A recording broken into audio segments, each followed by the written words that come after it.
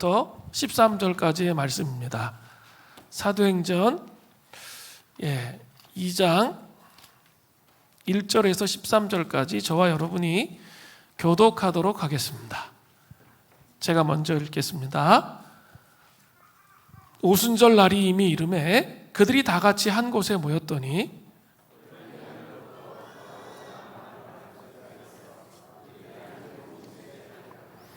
마치 불의 혀처럼 갈라지는 것들이 그들에게 보여 각 사람 위에 하나씩 임하여 있더니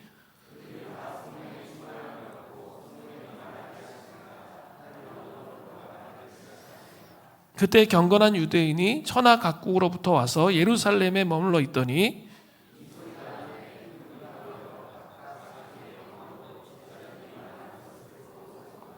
다 놀라 신기하게 여겨 이르되 보라 이 말하는 사람들이 다 갈릴리 사람이 아니냐?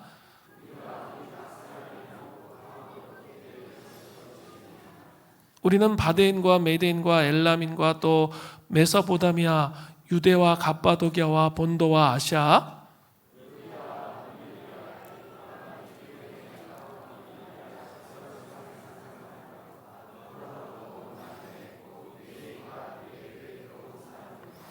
그레데인과 아라비아인들이라 우리가 다 우리의 각 언어로 하나님의 큰 일을 말함을 듣는도다 하고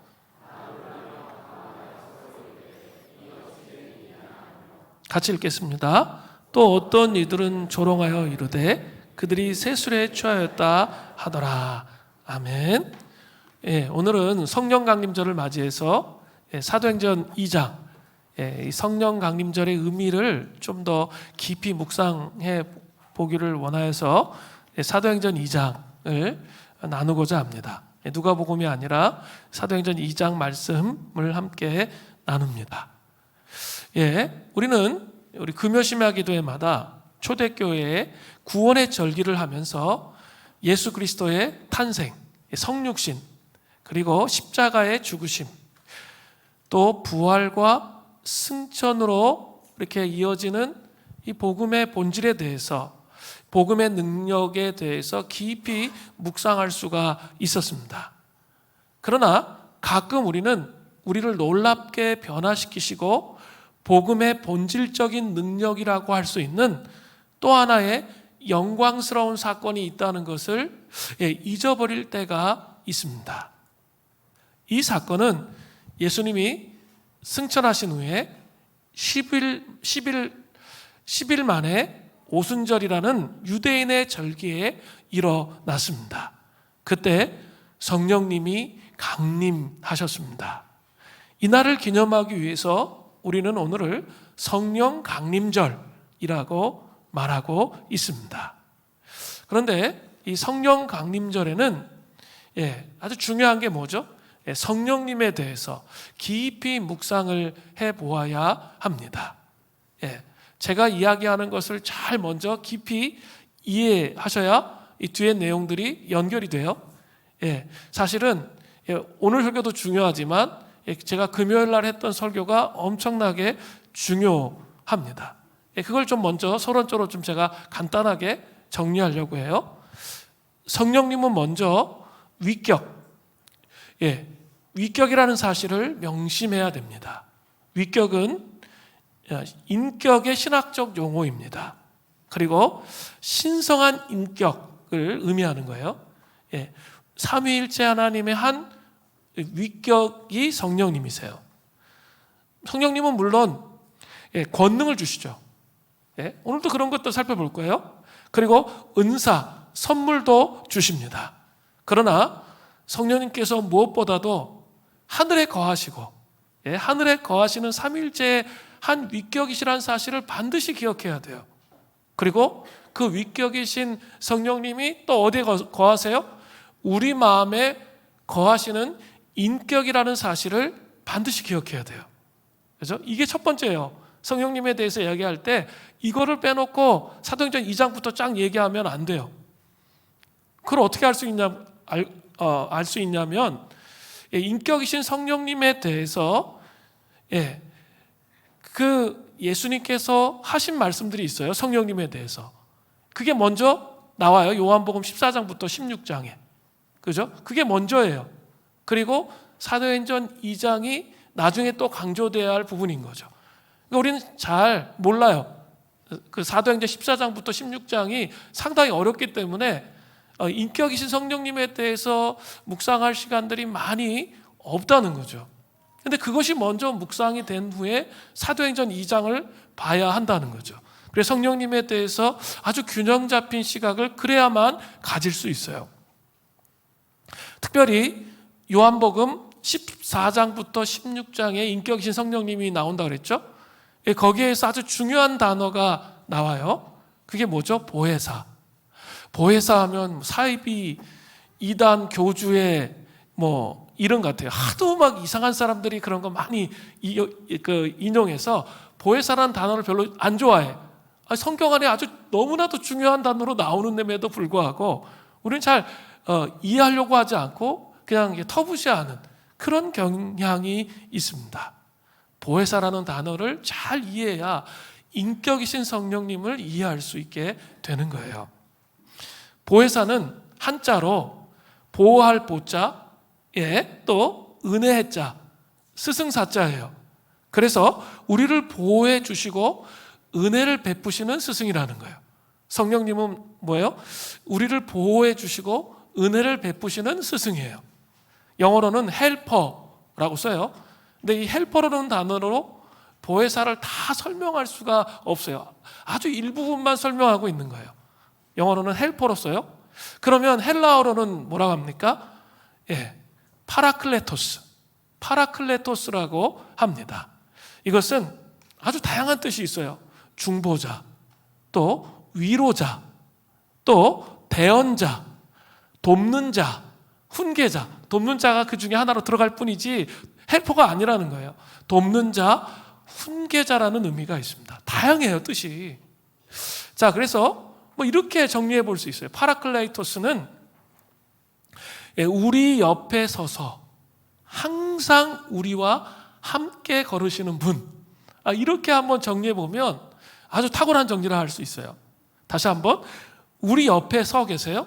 그리고 항상 우리와 함께 걸으세요. 우리의 인생의 여정을 항상 우리와 함께 걸으시는 분이 누구세요? 보혜사, 인격이신 성령님이세요. 예수 그리스도께서 성육신하신 몸으로 물리적으로 우리와 함께 걸으실 수는 없잖아요. 2000년 전에 성육신하셔서 살다가 십자가에 못 박혀 죽으시고 부활 승천하시고 하늘 보좌로 올라가셨잖아요. 우리가 물리적으로 예수님을 만날 수 없어요. 그죠? 이렇게 물리적으로 만날 수 있는 게 아니라 그 예수님을 대신해서 우리 삶의 여정 가운데 동행하시는 분, 그분이 누구세요? 성령님이에요. 이 부분에 대한 이해가 없다면 신앙생활을 제대로 하기가 대단히 어려워요. 성령님이 우리와 동행하신다는 거죠. 또한 성령님은 삼위일체의 신비의 창문을 열어주는 분이세요. 삼위일체 하나님이 어떤 분이신지 제대로 이해할 수 있도록 도우시는 분이 누구세요? 그 신비, 삼위일체 하나님의 신비가 얼마나 놀라운 것인지 그것을 가르쳐 주시는 분이 누구세요? 성령님이세요. 성령님은 제가 계속 강조하고 있어요. 삼위일체의 한 위격이세요. 그리고 아버지와 예수 그리스도에 관해서 이게 되게 중요해요. 하나님 아버지, 이 아버지라는 단어 제가 수련회 가서 잘 설명드릴 텐데 이 아버지라는 단어가 되게 중요해요. 하나님 아버지와 예수 그리스도에 관해서 우리에게 더 많은 것을 알려주시는 분이 누구세요? 성령님이세요. 삼위일체의 세 분의 위격 사이의 관계와 활동과 역사에 대해서 더 많이 알려주세요.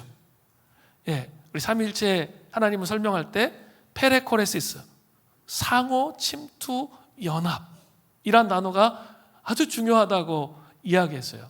그리고 삼위일체 하나님에 대해서 이렇게 정말 이게 논리적으로 설명하기가 어려워요. 그러나 이 부부 관계를 생각해 보세요. 그 유비를 잘 생각해 보면 알아요. 하나이면서 둘이에요. 그죠? 그러니까 부부가 온전히 연합하지 못하면 삼위일체의 신비를 알 수 있을까요? 없을까요? 몰라요. 예, 하나님이 우리 가정 안에 그 삼위일체의 신비를 숨겨놓으셨어요. 삼위일체 하나님은 어때요? 제가 지지난주에인가 말씀드렸죠. 무대가 있는데 100명의 사람이 서로 나와서 자기가 센터가 되려고 해. 그럼 어떻게 돼요? 무대는 개판 5분 전 되죠. 예. 삼위일체 하나님은 그런 분이 아니라는 거예요. 서로 센터를 차지하려고 나 중심으로 너희들이 돌아야 돼. 그렇게 하시지 않는다는 거예요. 예? 상호 침투 연합으로 서로 어떻게 존중하세요. 그리고 서로 섬김에 서로를 깊이 사랑함으로 사랑의 띠로 연합하셔서 서로 섬기시는 아주 인격적이신 분이라는 거예요. 그죠? 서로를 센터로 여기지 않으세요. 서로 섬기는 거예요. 그러면서 서로를 존중하세요. 예, 그러면서 서로 사랑하시고 연합되어 계시다는 거죠. 성령님이 이렇게 설명할 수 있습니다. 이러한 삼위일체 하나님의 놀라운 관계를 알게 되는 것만큼 위대한 일은 없습니다. 제가 여러분 아가서 강해를 통해 삼위일체 하나님에 대해서 많이 이해할 수 있도록 설명하려고 해요. 근데 이거는 이해되는 것으로 끝나는 게 아니에요. 경험되어져야 돼요. 삼위일체 신학은 이런 관계적, 인격적 교제의 신비가 경험되어지지 않으면 잘 이해한 게 아니에요. 또 한 가지 더해서 성령님은 삼위일체 하나님의 한 위격으로서 우리가 예수님 안에서 하늘 영역의 삶을 살도록 하시는 분이에요. 그죠? 우리 승천절을 통해서 에베소서 2장 6절 말씀 늘 기억하라 그랬어요. 우리가 그리스도 안에 있어요. in Christ. 그리스도 안에 있다는 말의 의미는 뭐예요?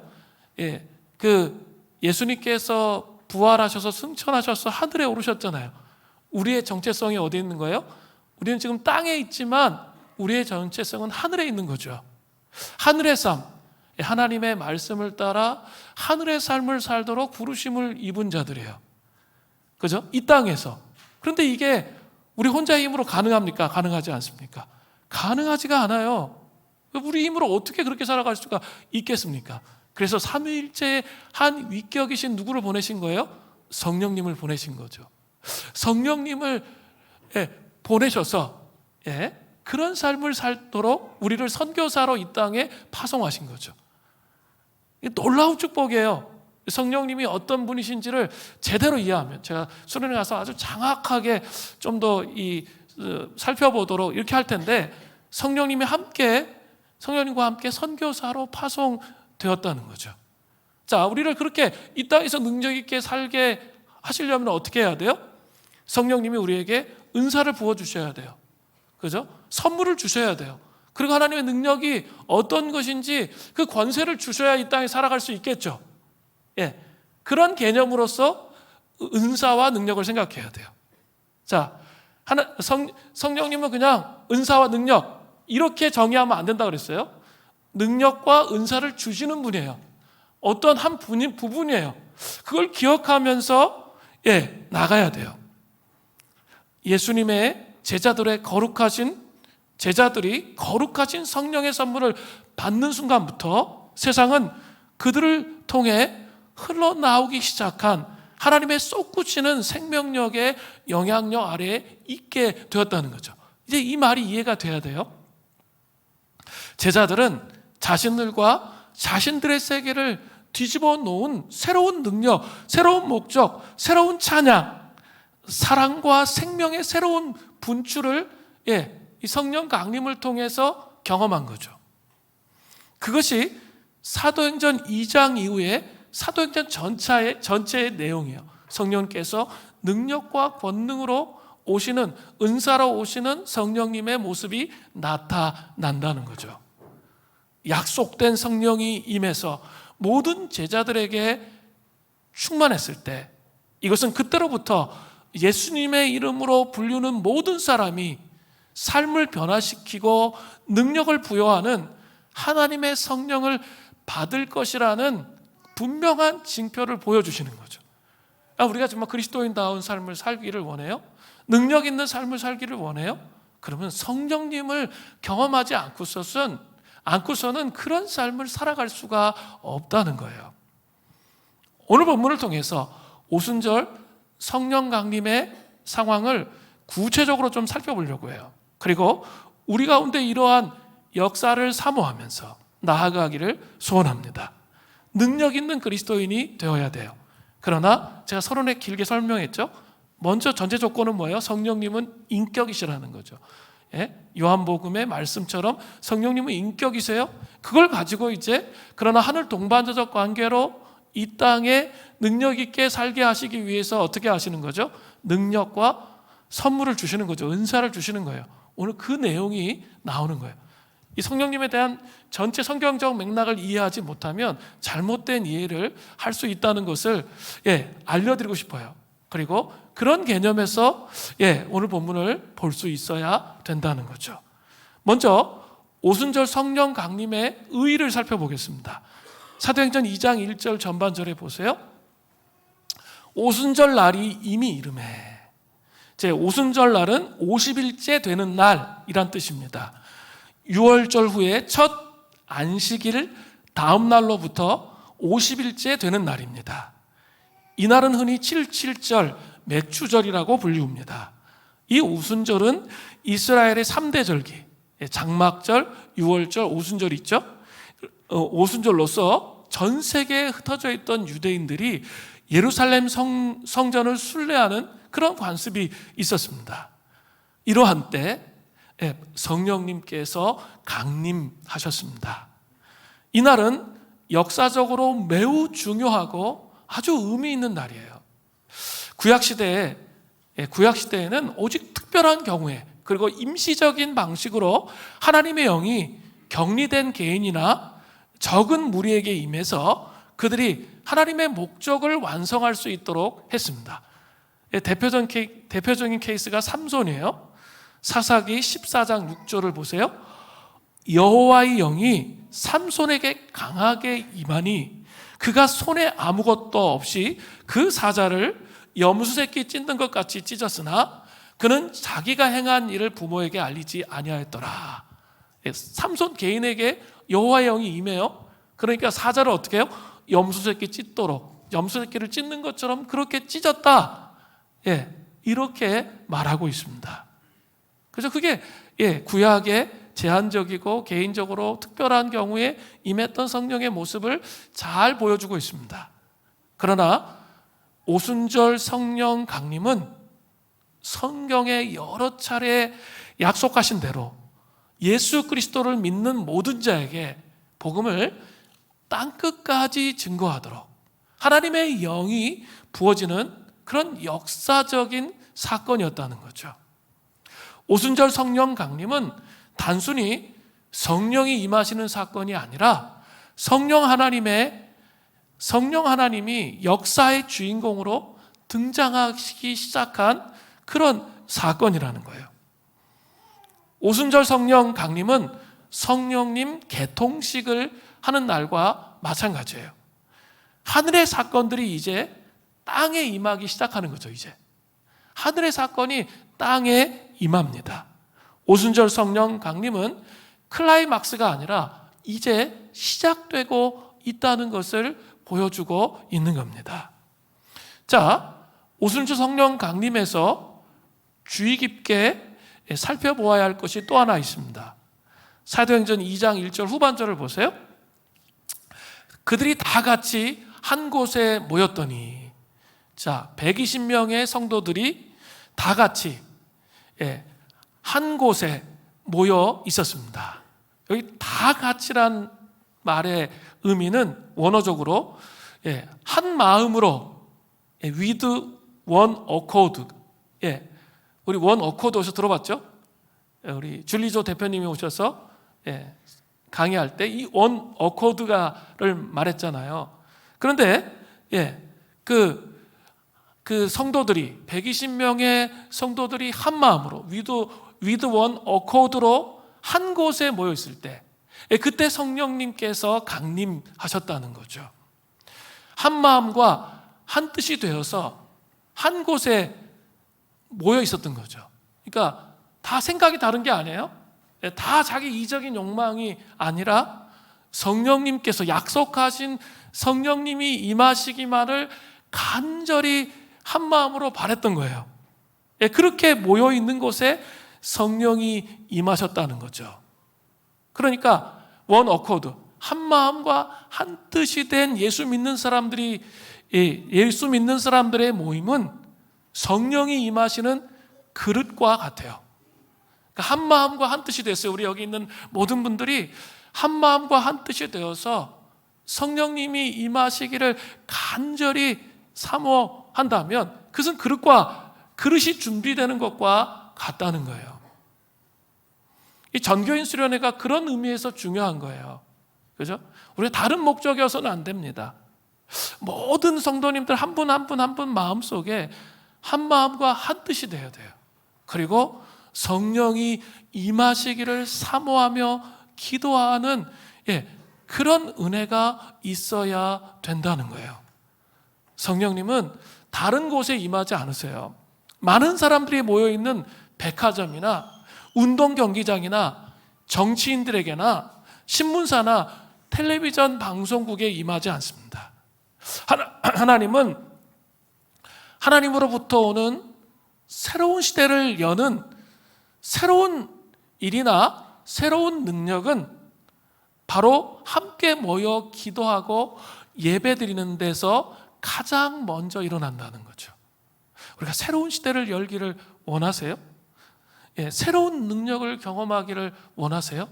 그러면 하나님의 백성들이 함께 모여서 예배드리는 또 기도하는 자리에 성령께서 강림하신다는 거죠. 그것을 먼저 기억해야 돼요. 또 우리는 세상에 대해서 이해할 필요가 있습니다. 우리 관점이 아니라 성경적 관점의 세상. 이사야서 45장 15절에 이런 말씀이 나와요. 구원자 이스라엘의 하나님이여 진실로 주는 스스로 숨어 계시는 하나님이시니이다. 이거 아주 심오한 구절이에요. 이 말씀에 비추어 보면 세상에 악이 점점 증가해요. 그리고 온전한 회개가 부족해요. 그죠? 온전한 회개가 부족하기 때문에 하나님이 어떻게 하세요? 하나님이 어떻게 하세요? 하나님의 얼굴을 숨기세요. 숨어 계신다는 거죠. 정말 심오한 내용이에요. 악이 너무 점점 증가해. 그리고 사람들이 하나님께로 돌이키지 않아. 그러니까 하나님께서 숨어 계신 거죠. 그렇다면 악한 자들은 어떠합니까? 이게 또 중요하겠죠? 요한계시록 12장 12절을 보십시오. 그러므로 하늘과 그 가운데 거하는 자들은 즐거워하라.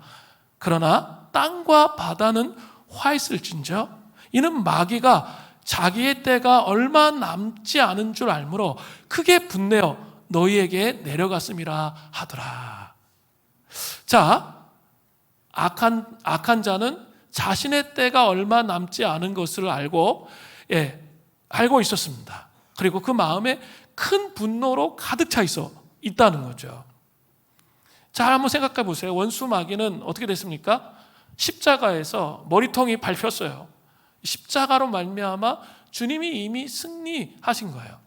그죠? D-Day는 이미 끝났어요. 결정적 승리의 기회를 십자가로 말미암아 예수님께서 가지신 거죠. 그런데 V-Day, 완벽한 승리가 오는 그날까지 이제 뭐 하는 거죠? 국지전을 벌이는 거죠. 국지전을 벌여서 이 싸움을 싸워가는 거죠. 자, 원수 마귀는 자기가 패배했다는 걸 알고 있어요. 그리고 어때요? 자기는 예수님이 재림하시면 성경의 메시지예요. 유황불 불못에 던져질 것을 알고 있어요. 그러니까 어떻게 하는 거예요? 더 막 난리를 치는 거죠. 더 분노로 가득 차서 인간을 괴롭히고 인간 세상의 악과 어둠에 잠기도록, 그래서 자기의 지배 안에 어떻게든지 이미 끝난 싸움인데 넣기 위해서 어둠으로 가득 차도록 그렇게 만든다는 거죠. 그런 것의 증거가 무엇입니까? 인간들이 어떠한 상태에 있는지 보면 알잖아요. 인간들은 깊은 공허함과 해소되지 않은 내면의 갈증으로 인하여 고통받는 거죠. 이렇게 풍요로운 시대가 없었어요. 그죠? 이 대한민국이 이렇게 풍요롭게 살던 때가 역사 속에서 없었음에도 불구하고 자살률이 전 세계 1위예요. 그리고 사람들이 성공하고 출세하지만 그 마음속에는 어때요? 깊은 공허함이 해소되지 않기 때문에 오는 그 내면의 갈증으로 인해서 고통당하면서 정말 여러 가지 증상들이 이 사회 속에 일어나고 있잖아요. 그걸 보면 금방 아는 거죠. 또한 그리스도인들도 어때요?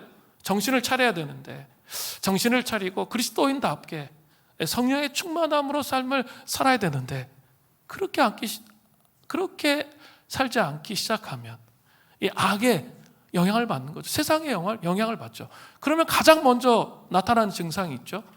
생명수가 말라버려요. 생명수가 말라버리고 권고하고 피곤하고 지친 삶이 계속되는 거죠. 근데 그리스도인임에도 불구하고 우리 그것을 경험하고 있잖아요. 또 하나님의 긍휼을 지닌 목회적 돌봄을 받지 못하는 상황들이 펼쳐져요. 점점점 하나님의 임재가 정신을 차리지 못하고 이 마지막 시대에 깨어있지 못하면 점점점 하나님 임재가 사라지는 거죠.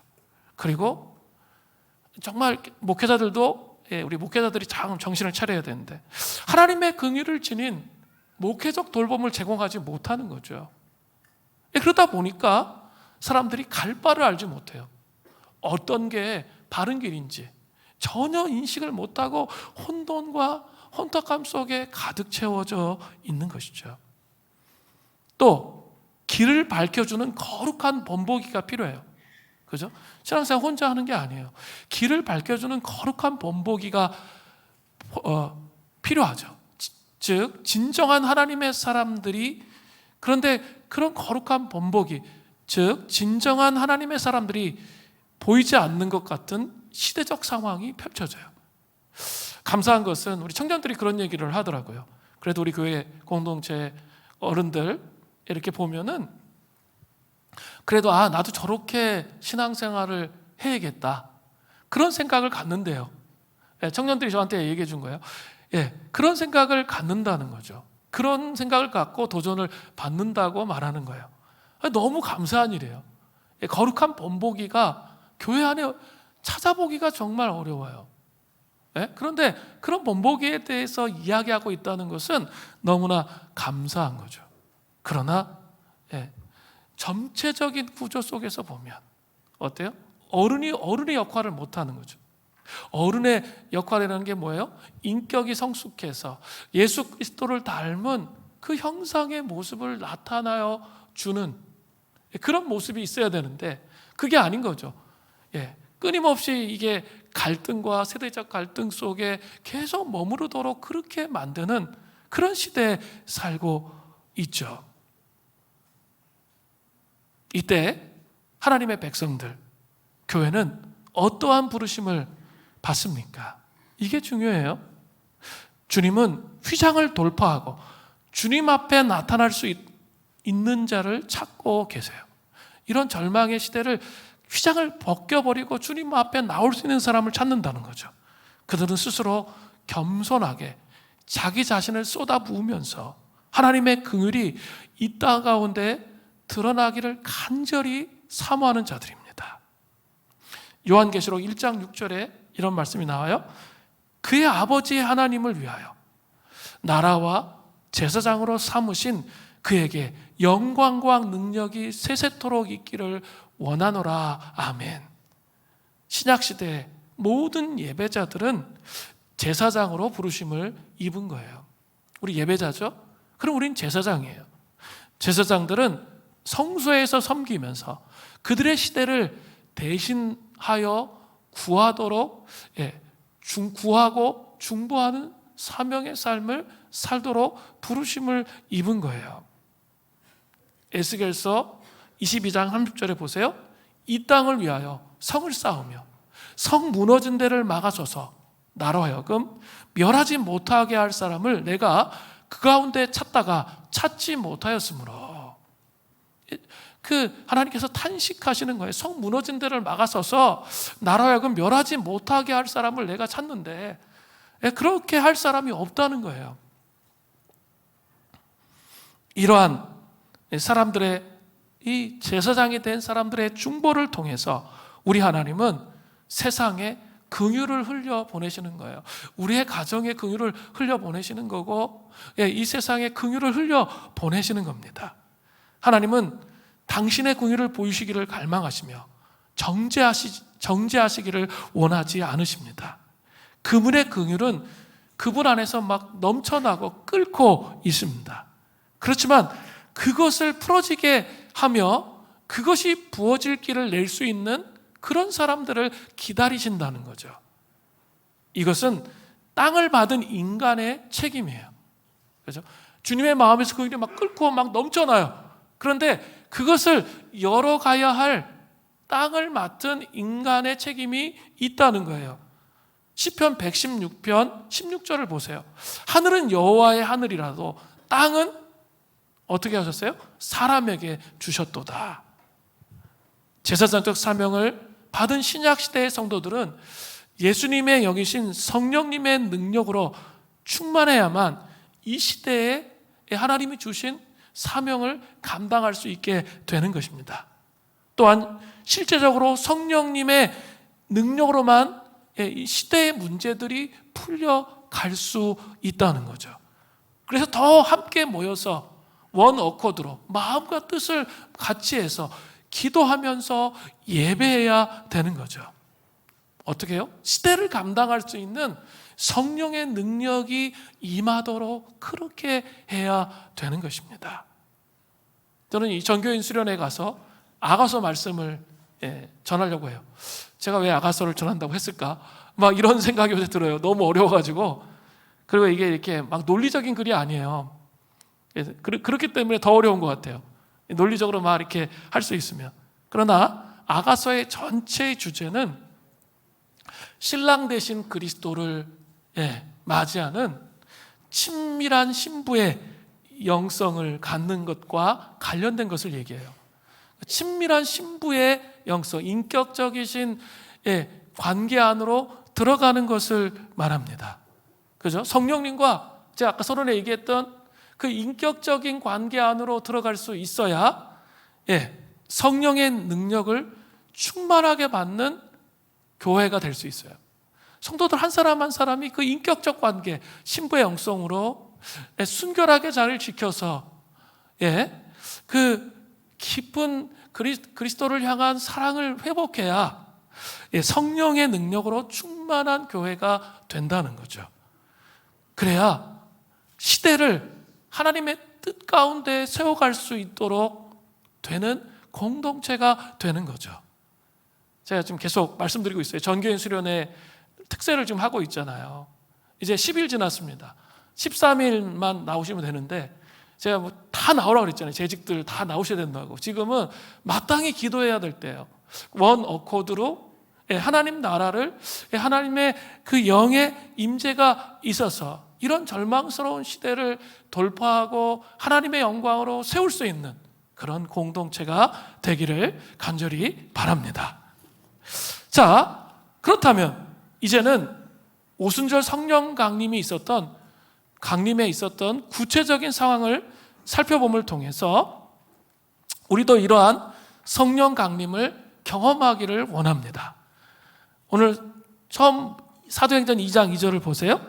호련히 하늘로부터 급하고 강한 바람 같은 소리가 있어 그들이 앉은 온 집에 가득하며. 자, 오순절 성령 강림의 첫 번째 현상이 딱 나오죠. 뭐라 나타났어요? 하늘로부터 급하고 강한 바람 같은 소리가 있어 그들이 앉은 온 집에 가득했습니다. 성령 강림의 첫 번째 현상이었어요.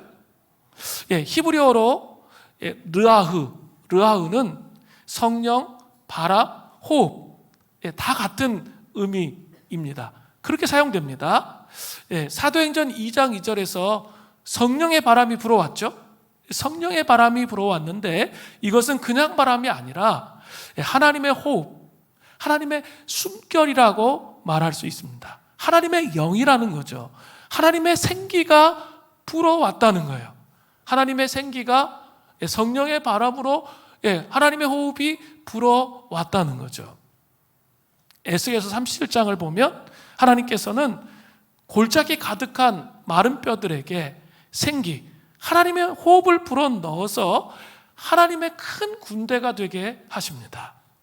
에스겔 선지자는 이러한 하나님의 명령을 대언하여 큰 기적을 맛보게 되죠. 에스겔 37장 9절부터 10절이에요. 또 내게 이르시되 인자야 너는 생기를 향하여 대언하라. 생기에게 대언하여 이르기를 주 여호와께서 이같이 말씀하시기를 생기야 사방에서부터 와서 이 죽음을 당한 자들에게 불어서 살아나게 하라 하셨다 하라.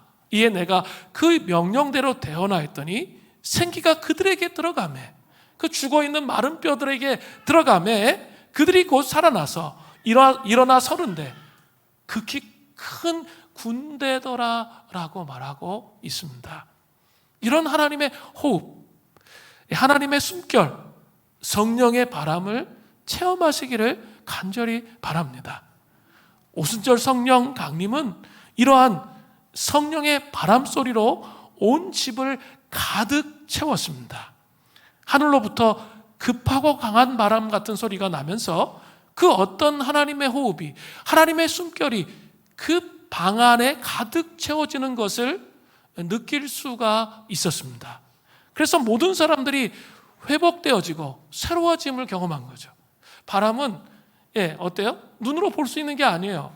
이 표현은 사실은 섬세한 청각적인 인식이었죠. 그 하나님의 숨결이 청각적으로 들리는 거죠. 그 청각적으로 임하면서 영혼들이 새롭게 되어지는 경험을 하게 되었다는 거죠. 우리도 가끔은 이러한 경험을 할 때가 있습니다. 장벽을 부수시는 권능의 바람, 하나님의 호흡이 우리에게 임하는 거예요. 저는 그런 꿈을 꿉니다. 이 전교인 수련회, 우리의 삶이 우리를 너무 힘들게 하잖아요. 우리를 막 그 바쁜 삶에 끌려다니도록 막 하죠. 삶을 컨트롤해야 되는데 끌려다녀. 그러면서 막 황폐되어져 있는 우리에게 성령께서 바람으로 임하셔서 우리 안에 있는 모든 어둠의 장벽들을 깨뜨리시고 우리를 정말 새롭게 하시는 역사하심. 그래서 삶이 정말 하나님 말씀 묵상과 기도를 통해서 삶이 돌아갈 수 있도록, 삶을 컨트롤할 수 있도록 그렇게 되는 은혜가 있기를 간절히 바랍니다. 하나님의 성령이 임할 때는 공기가 다릅니다. 분위기가 달라요. 느낌이 다릅니다. 하나님의 임재를 설교를 통해서도 느끼고 기도회를 통해서도 느낄 수 있습니다. 하나님의 영이 움직이면, 그리스도의 영이 움직이면 그분의 숨결과 호흡과 채취 그리고 말씀과의 깊은 사랑 속에 빠지게 되는 것이죠. 왜냐하면 그분은 죽어있는 분이 아니에요. 그냥 종교적으로 마지못해서 억지로 예배드리는 그런 삶에 우리를 머무르게 하기를 원하시지 않으세요. 성령의 강림을 통해서 하나님이 정말 살아계신 분이시라는 사실을 우리에게 보여주시기를 원하시는 거예요. 그분은 무덤에 갇힌 분이 아니라 살아 역사하시는 그런 분이시기 때문에 그렇습니다. 예수님을 너무 머리로만 믿지 마세요. 이게 저에게 하는 말입니다. 사상이나 철학으로 믿지 마시기를 바랍니다. 교리는 중요한데 너무 교리적으로만 믿으려고 하지 마십시오. 이렇게 청각적이고 그 공간을 지배하는 성령의 바람의 임재가, 하나님의 숨결이 경험되어지는 그런 우리의 삶이 되기를 원합니다. 그런 전교인 수련회가 될 수 있도록 함께 기도하며 씨름하며 나가야 돼요. 그래야 시대를 이기고 우리의 직장 생활을 이기고 우리의 사업을 이기고 우리의 가정 생활을 이길 수 있는 준비가 되어지는 거예요. 두 번째로 성령 강림의 사건에 대한 묘사가 나오죠. 사도행전 2장 3절을 보세요.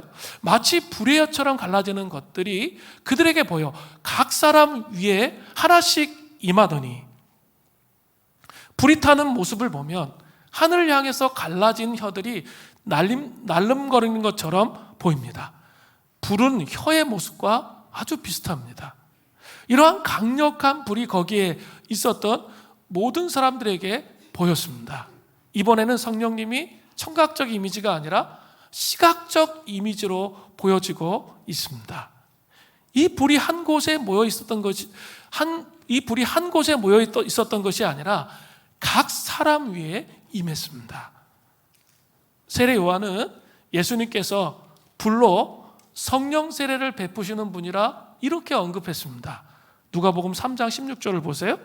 요한이 모든 사람에게 대답하여 이르시되 나는 물로 너희에게 세례를 베풀거니와 나보다 능력이 많으신 이가 오시나니 나는 그의 신발끈을 풀기도 감당하지 못하겠노라. 그는 성령과 불로 너에게 세례를 베푸실 것이요. 분명히 말씀했어요. 세례 요한이 예언했어요. 성령과 불로 너희에게 세례를 베푸시는 분이 예수님이다 라고 말하고 있습니다. 오순절 성령 강림은 이러한 예수님의 모습을 확실하게 성령님을 통해서 성취하고 계신 거죠. 성령님은 사실 영원히 사라지지 않는 불이십니다. 타지 않는 불이십니다. 성령님은 정결케 하시는 불이시며 모든 것을 변화시키시는 하나님의 불이십니다. 우리 안에 더러운 이 죄악을 성령의 불로 태우셔서 새로운 사람이 되도록 그렇게 하시는 거예요. 성령의 소멸하는 불로, 우리 하나님은 소멸하는 불이세요. 내 생각 속에 가득 차 있고 내 나로 집중되어 있는 우리에게 성령님이 임하시면 소멸하는 불로 임하셔서 그 모든 것을 태우시는 거예요. 그리고 하나님이 주신 사역을 감당할 수 있도록 하시는 거죠. 어떻게 해요? 거룩함으로. 거룩함으로 삶의 현실 속에서 그 삶을 살아갈 수 있도록 하시는 거죠. 이러한 성령의 불을 사모해야 합니다. 하나님을 제한하지 말고 그분께서 우리 안에 있는 모든 우상을 태우시도록 그렇게 자신을 내어드릴 수 있어야 된다는 거죠. 봄철 이 산불이 정말 위험하죠. 정말 무서워요. 그게 왜 무서워요? 바람과 불이 합쳐지잖아요. 그러니까 완전히 폭발적인 반응을 하잖아요. 저는 이 정교인 수련회가 바람처럼 임하시는 성령님, 불처럼 임하시는 성령님을 통해서 깊이 우리 안에 죄악들이 씻겨져 나아감을 통해 순결한 신부로 그리스도를 맞이할, 신랑이신 그리스도를 정말 맞이할 수 있는 준비가 되는, 그래서 시대를 감당할 수 있는 교회, 우리 성도들이 되는 그런 은혜가 있기를 간절히 바랍니다. 오순절 성령 강림의 특징은 무엇입니까? 오순절 성령 강림의 특징은 우리 마음에 성령님이 오시는 거예요. 그것도 조금 오시는 게 아니라 뭐예요? 무제한 오시는 거예요. 무제한. 그래서 우리 안에 있는 죄로 인하여 파괴되고 황폐한 모든 인격과 성격과 감정과 기질과 생각, 습관, 육체, 또 생각, 왜곡된 생각, 이거에 의해서 병들잖아요. 그 모든 것을 불로 태우시고 바람으로 장벽을 부수셔서 우리를 아름답게 만드시고 계속해서 아름답고 능력 있는 신앙인으로 살아갈 수 있도록 지혜와 능력을 주시는 분이시라는 사실을 여러분 기억하셔야 된다는 거죠. 세 번째로 나타난 성령 강림의 묘사는 무엇입니까? 사도행전 2장 4절 전반절을 보세요. 그들이 다 성령의 충만함을 받고 바람처럼 불처럼 성령이 임했는데 그들 안에 뭐가 있었어요? 성령의 충만함을 받았다고 말하고 있어요. 성령의 충만함이라는 게 도대체 뭡니까? 그들의 인격과 감정이 성령으로 가득 차 있게 되었다는 뜻이에요. 그죠?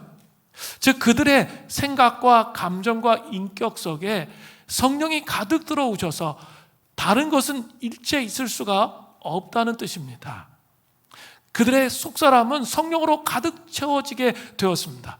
즉 다른 염려나 걱정이나 인간적인 시기나 질투나 의심이나 두려움 등의 감정이 일체 틈타지 않은 그런 상태를 말하는 거죠. 그들의 마음은 하나님의 영광으로 가득 차 있었습니다. 그리고 그들의 마음은 성령이 주시는 감동으로 충만해져 있습니다. 도저히 말할 수 없는 그 기쁨이 그들의 마음속에 가득 차 있다는 거죠. 한마디로 성령의 지배를 온전히 받는 상태가 성령 충만함의 상태예요. 성령의 지배를 온전히 받는 것. 성령의 지배를 받는 상태는 어떠한 상태입니까?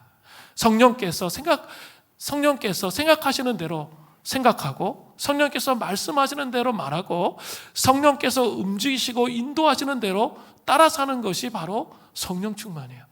그런 성령 충만함이 우리에게 있어야 되는 거죠. 그죠? 그런 성령 충만함이 있어야 돼요. 근데 그 성령 충만함은 또 우리의 그릇, 인격의 그릇이 준비되는 것과 관련이 있어요. 그죠? 이 사도행전의 그 제자들은 다 유대인이었어요. 그리고 그 말씀으로 채우는 삶이 무엇인지 알고 있었어요. 그러니까 그 그릇이 크게 준비되어져 있던 거죠. 그러니까 강력한 성령의 임하심을 통하여 충만한 은혜가 있었던 거예요. 속사람, 내 안에 그리스도의 형상. 내 안에 그리스도의 형상이 자라는 거 어떻게 자라죠? 그릇을 자꾸 넓히는 거 어떻게 넓혀요? 우리 계속 했잖아요. 영적 근면함. 계속 말씀 읽고 기도하고 씨름하고, 그래야만 내 안에 그리스도의 형상을 담는 그 그릇이 넓혀지는 거예요. 그렇지 않으면 넓혀지지가 않아요. 그러면 어때요? 종지 그릇 같아. 종지, 간장 종지. 그러면 어떻습니까? 수련회 가서 바람처럼 불처럼 성령이 임하세요. 그런데 그릇이 담을 수 있는, 성령 충만함을 담을 수 있는 그릇이 너무 조그매. 그러니까 나오자마자 어떻게 해요? 다 까먹잖아. 그리고 다시 또 옛날로 돌아가잖아요. 그렇게 되는 거예요. 그래서 어떻게 해야 돼요? 영적 근면함을 통해 내 그릇을 넓혀야 되는 거예요. 내 그릇을 넓힐 만큼 함께 기도하면 충만하게 그분의 영이 임하는 걸 경험하게 되는 거예요. 우리 그동안 계속 씨름했잖아요. 1년 동안 계속 우리 시편 기도하고 말씀을 묵상하고 씨름했어요. 공동체 전체적으로. 그죠? 그랬는데 그 결과로 뭐가 있어야 돼요? 성령이 정말 충만하게 우리 가운데 임하는 것 무엇인지 경험하는 것이 필요한 거예요. 그죠? 성령이 정말 온전히 통치하시는 게 무엇인지 경험해야 돼요. 그릇을 넓혀야 돼요. 간장 종지가 되면 금방 그 은혜 다 까먹어요. 속사람이 넓어지셔야 한다는 거죠. 네 번째로 나타난 성령 강림의 묘사는 무엇입니까? 사도행전 2장 4절을 보세요. 후반절에 보세요. 성령의 말하게 하심을 따라 다른 언어들로 말하기 시작하니라. 자, 성령이 말하게 하심을 따라 다른 언어로 말하기 시작했습니다. 성경을 잘 살펴보면 방언에는 두 가지 종류가 있어요. 대체적으로 우리가 하고 있는 방언은 고린도전서 14장 2절에 준하는 방언이에요. 방언을 말하는 자는 사람에게 하지 아니하고 하나님께 하나니 이는 알아듣는 자가 없고 영으로 비밀을 말함이라.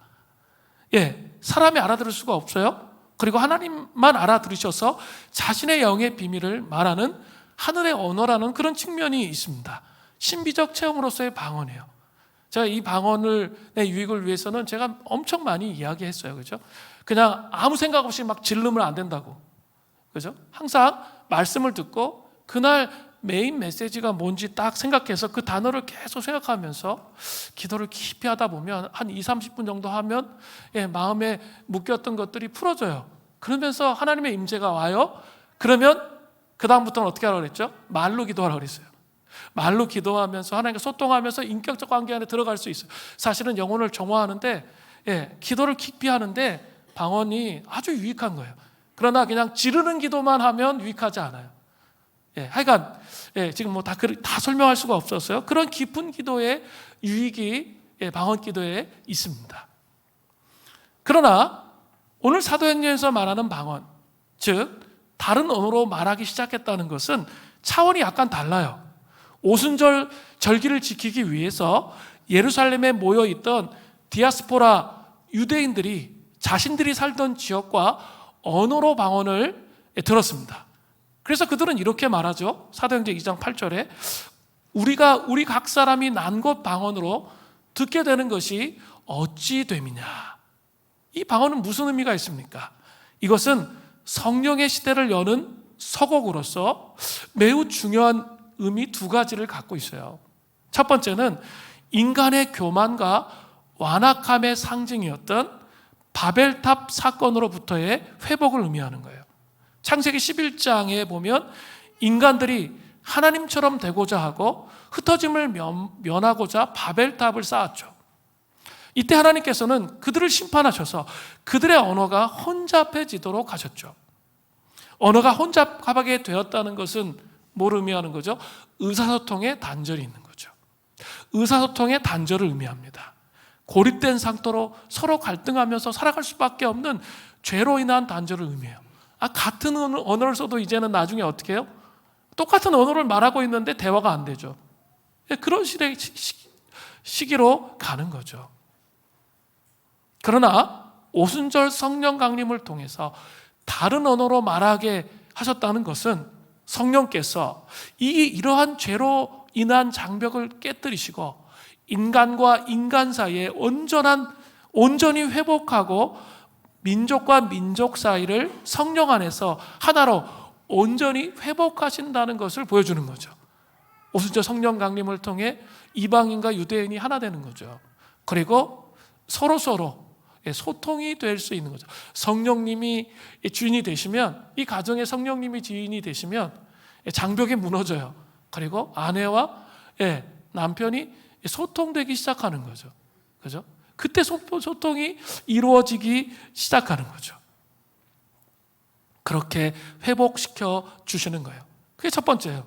두 번째는 난 곳 방언으로 들었다는 것은 성령의 역사로 말미암아 복음이 동서남북 온 세계 가운데로 퍼져나갈 것을 보여주고 계신 겁니다. 사도행전 2장 9절부터 11절을 보세요. 우리는 바데인, 메데인, 엘람인과 또 메소포타미아, 유대와 갑바도기아, 본도와 아시아, 부르길로와 밤빌리아, 애굽 및 구레네에 가까운 리비아 여러 지방에 사는 사람들과 로마로부터 온 나그네, 곧 유대인과 유대교에 들어온 사람들과 그레데인과 아라비아인들이라. 우리가 다 우리의 각 언어로 하나님의 큰 일을 말함을 듣는도다 하고, 여기서 바데, 메데, 엘람, 메소포타미아는 지금의 인도, 이라크, 이란 지역을 말하는 거예요. 그리고 갑바도기아, 본도 아시아는 투르키의 지역을 말해요. 그리고 애굽, 리비아는 북아프리카, 그리고 로마는 유럽을 의미합니다. 그리고 아라비아는 그냥 그 말 그대로 지금의 아라비아죠. 놀라운 것은 오순절 성령 강림으로 120명의 성도들은 성령님의 말하게 하심을 따라 다른 언어로 말하기 시작했어요. 그런데 그 당시에 온 세계에서 온 사람들이 그 방언 소리를 알아들었다는 말씀이에요. 그 방언 소리를 알아들었다는 거죠. 그리고 구체적으로 그것이 무엇을 의미하는지 말하고 있습니다. 그것이 11절 후반절이에요. 우리가 다 우리의 각 언어로 하나님의 큰 일을 말함을 듣는도다. 참으로 놀라운 일입니다. 이것은 이제 사도행전 전체를 통해서 보면 복음이 온 땅에 퍼져나갈 것을 예표해 주고 계신 말씀인 거죠. 제자들은 성령이 임해서 온 땅까지 복음을 증거하는 자의 삶을 살기 시작했다는 거죠. 사도행전 5장 32절을 보세요. 우리는 이 일의 증인이요. 이렇게 말해요. 하나님이 자기에게 순종하는 사람들에게 주신 성령도 그러하니라 하더라. 우리는 증인이고 성령님도 증언을 하신다는 거죠. 복음 전도의 삶을 살도록 그렇게 하고 있는 거죠. 열린 마음이 있었던 그 자리에 있었던 사람들은 어떻게 해요? 성령님의 역사로 말미암아 그 베드로의 설교를 듣잖아요. 예루살렘에 있었던 사람이. 그리고 3,000명이나 되는 회심의 역사가 일어나죠. 그래서 초대교회가 시작되는 거죠. 교회가 드디어 거기서부터 시작되는 거죠. 그러나 여전히 완고한 마음을 가지고 있던 사람들은 하나님의 기적과 표적이 일어났는데도 그들은 복음을 받아들이지 않았고 오히려 조롱을 했습니다. 사도행전 2장 13절에 나오죠. 또 어떤 이들이 조롱하여 이르되 그들이 세술이 취하였다 하더라. 여기서 세술이 취했다는 말은 결코 좋은 말이 아니에요. 왜냐하면 이 술은 헬라어로 글루쿠스라고 말하는데 지금 막 발효가 되고 있는 술을 말하기 때문에 그렇습니다. 즉 술이 완전히 발효되지 않아서 상품이 되지 않은 거예요. 그냥 집에서 그냥 마구잡이로 싸구려 술을 만든 그걸 의미하는 거예요. 즉 믿지 않는 사람들의 눈에는 제자들이 교육 수준이 낮잖아요. 그리고 옷도 꾀제제예요. 그리고 그 악센트도 갈릴리 사투리야. 그들이 하나님의 말씀을 증거하는 모습을 보고 외모로 판단해서 그들이 싸구려 술을 먹고 술주정하는 줄로 판단하고 있다는 거죠. 오늘 본문 말씀은 그토록 오랫동안 기다려온 성령이 드디어 임하셨음을 보여줍니다. 이제는 우리가 어디서든 하나님의 말씀을 붙들고 기도하면 오순절에 임하셨던 성령님이 우리 안에 얼마든지 임하실 수 있습니다. 하지만 오늘날의 이 시대는 성령의 고갈의 시대입니다. 성령의 역사가 없어서 너무나도 많은 사람들이 정신적인 병이나 상한 감정의 병으로 고통받고 있습니다. 많은 사람들이 도덕적으로 타락하며 방황하고 있습니다. 그리고 그들을 살리고 치료할 수 있는 성령의 능력이 우리에게 임하십니다. 우리에게 성령이 임하시면 성령은 가장 먼저 우리를 능력 있게 하시고 기쁨과 능력으로 충만하게 하셔서 모든 사람들이 들어야 할 하나님의 진리를 전하게 될 거라는 이 사실을 기억하시는 은혜가 있기를 간절히 바랍니다. 우리 같이 이제 찬양하면서 기도하겠습니다. 예수님 목마릅니다.